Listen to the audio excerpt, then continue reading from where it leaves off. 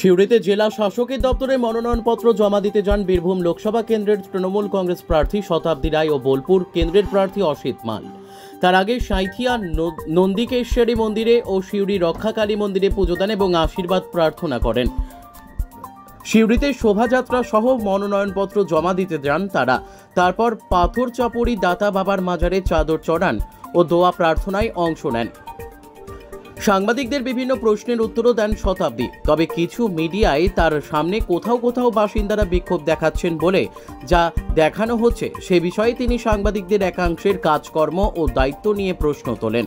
তার অভিযোগ, অনেক সময় বাসিন্দারা যা বলছেন তা এডিট করে নেগেটিভ কথা প্রচার করা হচ্ছে। বিক্ষোভ বলে যা প্রচার করা হচ্ছে তা আদৌ সঠিক নয়। শতাব্দীর বক্তব্য, আমরাও সেগুলি ভিডিও রেকর্ডিং করে সোশ্যাল মিডিয়ায় ফেসবুকে পোস্ট করতে শুরু করেছি যাতে মানুষ আসলটা জানতে পারেন। তিনি আরও দাবি করেন যে প্রচারে গিয়ে ভালো সাড়া পাচ্ছেন, ভোটে যে ভালো ফল হবে তাদের সে বিষয়ে যথেষ্ট আত্মবিশ্বাসী তারা। এদিন মিছিল, শোভাযাত্রা সহ কর্মসূচিতে সঙ্গে ছিলেন জেলা পরিষদ সভাধিপতি ফাইজুল হক ওরফে কাজল শেখ, আশিস বন্দ্যোপাধ্যায় প্রমুখ। বীরভূমের সিউড়ি থেকে মোহাম্মদ শফিউল আলমের রিপোর্ট, এস নিউজ বাংলা। আমি গিয়ে প্রচার করতে গিয়ে কতটা খারাপ আছে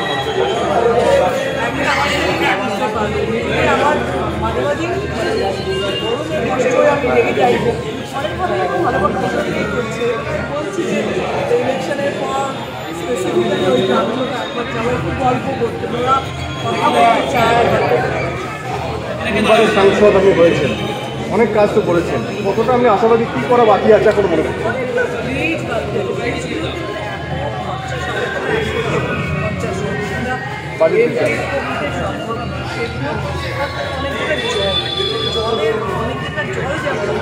অনেক জায়গা আবার জল এত নিচে চলে যাচ্ছে, সেখান থেকে এত নিচে সমস্যা পাই কি করে পাওয়া যাবে সেটাও আমি তাদের ডিগ্রি, তাদের লেভেলে দাবি জানি যে তোমার ডিগ্রি দেখাও, তোমার সাংবাদিকতার চিহ্ন দেখাও, তাদের খারাপ আমাদের নাম ছিল।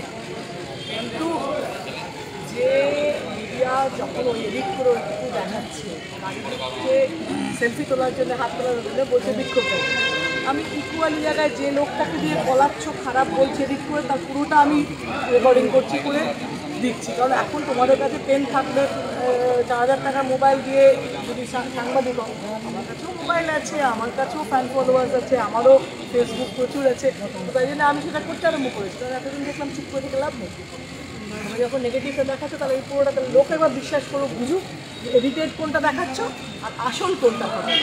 ওটা ওরা বলছে, আপনারা মিথ্যে কেন বলছেন, সাংবাদিককে বলছে যে আমরা তো কোনো বিক্রি থাকেন, আমরা তো ওনাকে ভালোবাসি, ওনাকে চাই, এটা বলছে, ওই সবাই এডিট করে দিচ্ছে। আমার কাছে এখন তো একটা আরম্ভ হয়ে গেছে, আমি তো প্রমাণ দিচ্ছি সমানে। মানুষের কাছে কী বলবেন যে খবরগুলোর জন্য মানুষের কাছে কী বলবেন? মানুষ আগে সাংবাদিকরা সত্যিটাকে বের করতো, মানুষ সাংবাদিকদের মিথ্যেটা বার করছে। এটা এক সময় গিয়ে এমন অবস্থায় পৌঁছবে যারা সাংবাদিক যোগ্যতার সঙ্গে সাংবাদিকতা করছে আমি আমার ক্ষমতার যতটুকু, আমার ক্ষমতা 100% করেছে। দেখা যাচ্ছে যে এই বিভিন্ন জায়গায় যাচ্ছেন, মানুষ দাঁড়িয়ে আসছে এবং তাদের গ্রামে কিছু লাগলে হয়তো আবেদন, অনেক জায়গায় সেটা দেখা যাচ্ছে যে বিক্ষোভ বলে প্রকাশিত করা হচ্ছে। সেই